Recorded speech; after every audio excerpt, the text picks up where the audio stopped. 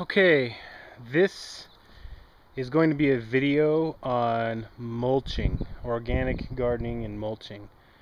The reason why I'm making this video is there's a lot of YouTube videos on various types of mulching, and they're all great. There's plenty of great ways to do it, but this is the way as I'm doing it, and I feel this is probably the most effective and superior in a short-term raised bed situation.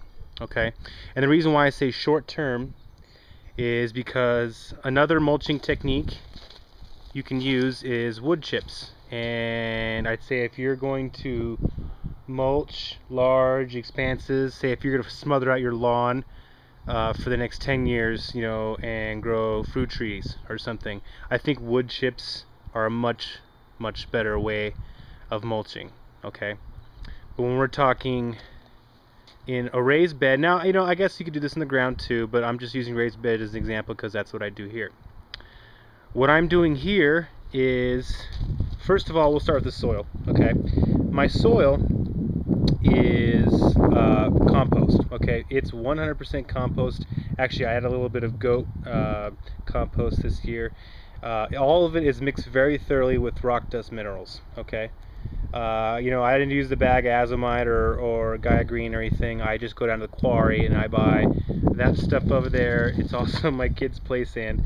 It's ultra fine beach sand. That stuff is super fine, and it's made out of basically, like, look at these rocks here. See all these rocks? Well, these rocks are harvested from our local rivers and streams, and when they do that, they process them and clean them, whatever they do. The little bits and particles that come off of them come off the conveyor belts, and they kind of gather around the base of the conveyor belts, and they sell it as wicking sand. It's actually a product they use for wicking moisture in certain scenarios of construction. I don't know exactly, but anyway, that's what I mix in my beds, because compost, the reason why people say you can't grow in compost is there is no mineral content in compost. So they say you cannot grow successfully in 100% compost. Well, that's mostly true, because this isn't 100% compost, but there is nothing else in here but compost and rock dust. So for the most part, it's 100% compost, and it grows fantastic. That is the best combination I've ever found. If you want to get real technical, if you want to spend a little more money, I would mix a little bit of perlite or mica or something into it, make it a little lighter. This is a little dense, but you know what? Plants grow fine in dense soil. They do all over the world. So turning your soil and all that, trying to make it loose, unless you got like rock hard soil, is pretty much worthless, because plants have no problem getting through it. So it's a waste of time. Putting a tiller in here is a waste. Plus it kills your soil. So don't till, folks. Anyway, so get back to the mulching, because that's what this video is originally about. What I'm using for mulching is basically last year's leaves. Now these aren't just the leaves off the tree that I kept in the bag and put them down. What I did here is, over my compost bins there, I saved a bunch of the bags. I did this on purpose. And what I did is I threw them in about 2 weeks ago, and I don't know, I'll show you the compost too, that way you guys know where it's coming from and know what you're looking for. When you first start a compost, when you get it wet and you let it sit for a while, that thing will heat up to about 140 degrees in like a week or two. It'll be burning hot. I was already in here digging around, so I probably won't get a bunch of steam, but trust me, it's piping hot. So anyway, what I do is I compost this for about 2 weeks until it just starts to get kind of dark and kind of wet. There's a wire in there, speaker wire. Nice, I've been looking for that. Until it's starting to compost and it's nice and hot.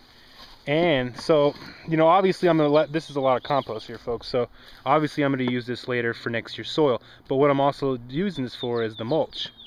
Reason why I want to use this for mulch is, for one, leaves don't really make that good of mulch because they blow away. I've tried mulching 100 times with just straight leaves, and they don't do well. They would be a good mulch if they would stay there, but they like to blow away. So this is nice and wet and heavy, and it's hot. So what I do is, right now it's probably about 40 degrees. It's getting ready to be nighttime, And what I did is I planted a bunch of seeds in this garden over here. Soaked it down. That soil right now is cold because it had some cold ass water put into it from the hose. You know, hose water in my area is cold as hell. So that soil is cold. I mean, you really want to raise your temperature up. So what I do is I mulch over the top of it with this 140 degree leaves. And this will stay down, folks, because this is, I mean, it's wet, and now the particles are smaller. It's starting to break down. This is like a forest floor now, okay? This is going to continue to feed this compost. It doesn't really need it because it's already fantastic growing media already. So, but it's going to continue to feed the soil anyway. And what's also going to do, it's going to hold the moisture in the soil, okay? The problem is that soil, as great as it is, I mean, in one day, you know, you'll lose moisture down an inch, inch and a half, and these seeds that I put in there are going to dry out like in a day, like tomorrow. And you got to keep out here, and you got to wet it, and you got to wet it, and you got to wet it. So what this is going to do is this is going to keep that soil. The leaves may dry out a little bit, but the soil underneath is going to stay completely moist while these seeds are starting to germinate. And by the way, these leaves are pretty well cooled off. It's probably only about 90 degrees or so now. They really cool off once you start spreading them out. So don't worry about like burning seeds. That's not going to happen. It cools off really fast. I did it over here.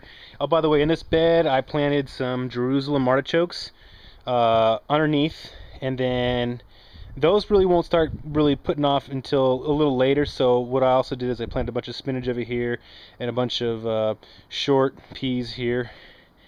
And I think I just did a few beets on this side. So there's 3 different things going on here. I want to get all that out before the Jerusalem artichokes start choking the thing. Hopefully it happens. If it doesn't, I don't care. I'll just pull it out. It's just an experiment.